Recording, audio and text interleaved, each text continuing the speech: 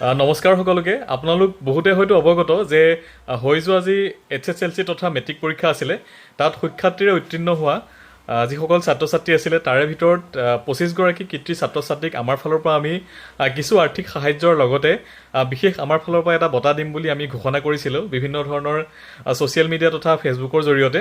আৰু বহুতে আমাক মাৰ্কশ্বিটবোৰ পঠাইছে নিজৰ প্ৰায় 300-400 মান মাৰ্কশ্বিট আমাৰ তাত আহিছে। তো তাৰে ভিতৰত আমাৰ মানে যিটো চিলেকশ্যন হৈছে যিসকল চিলেকশ্যন হৈছে মোটামুটি আমাৰ 25 গৰাকী বৰ্তমান চিলেকশ্যন হৈ গৈছে।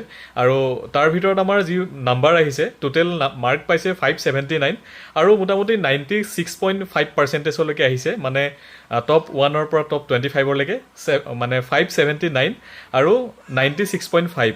আৰু তাৰ ভিতৰত যদি মানে সিমান নম্বৰ পোৱাৰ ভিতৰত যদি এতিয়ালৈকে কোনোবাই আমাক মাৰ্কশ্বিটখন যদি আমাক পঠোৱা নাই, তেওঁলোকক অনুৰোধ জনাওঁ যে তোমালোকে নিজৰ মাৰ্কশ্বিটখন আমাক পঠাই দিয়া, আমি তোমালোকৰ নামো অন্তৰ্ভুক্ত কৰিম। আৰু লগতে বহুতে আমাক জনাইছিল যে আপোনালোকে পাৰিলে দুখীয়া বা যিসকলৰ একেবাৰে অৱস্থা নাই তেওঁলোকক সহায় কৰিবলৈ চেষ্টা কৰক। আৰু তেওঁলোকৰো অনুৰোধ ৰাখি মই বিশেষভাৱে যিসকলৰ মানে আৰ্থিকভাৱে সবল নহয় তেওঁলোককো আমাৰ ফালৰ পৰা আমি এই ধৰণে কিবা এটা দি সহায় কৰাৰ চেষ্টা কৰিছোঁ। গতিকে তেনেকুৱা কিছুমানো আমি চিলেকশ্যন কৰিছোঁ। গোটেই অসমততো বহুত আছে, গোটেইখিনিক নোৱাৰিম, যিমান পাৰোঁ আমি দিবলৈ চেষ্টা কৰিম বাৰু। আৰু 10,000 টকাটো বহুতৰ কাৰণে বহুত ডাঙৰ কথা নহ'ব পাৰে, কিন্তু আচলতে এইটো মানে পইচা বুলি ভাবিব নালাগে, এইটো আমাৰ ফালৰ পৰা এটা সন্মান।